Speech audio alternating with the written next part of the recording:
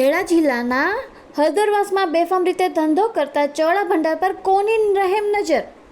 પ્રાપ્ત માહિતી મુજબ ખેડા જિલ્લામાં આવેલા તાલુકા શહેર મેમદાબાદમાં આવેલ હળદરવાસ ગામમાં નામચીન શ્રી ક્ષેત્રપાલ ચવાણા માર્ટ નમકીન વેચાણ કરતા એક હોલસેલર કે એક હળદરવાસ પેટ્રોલ પંપના સામે આવેલ છે ત્યાં પોતાના બનાવેલ ખાદ્ય વસ્તુ પર બનાવેલ તારીખે અવધિ સમાપ્ત તારીખ તેના પેકેટ પર હોતી નથી અને હોય તો પણ જૂની તારીખ બોલપેન દ્વારા સુધારા કરી નવી તારીખ લખી દેવામાં આવે છે. કેટલીક ખાદ્ય વસ્તુઓ તો ખરાબ દુર્ગંધ આવે છે તેમ છતાં વેચાણ માટે મૂકવામાં આવેલ છે.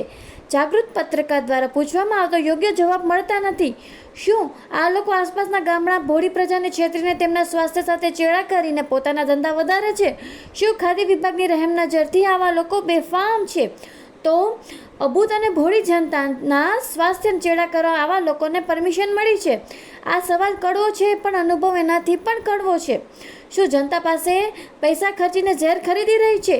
જનતા જવાબ માંગે છે કે આવા લોકો વિરુદ્ધ શું કાર્યવાહી થશે, ક્યારે થશે કે પછી ચાલતું હતું એમ જ ચાલશે? Reporter penal Khatri, Kheda.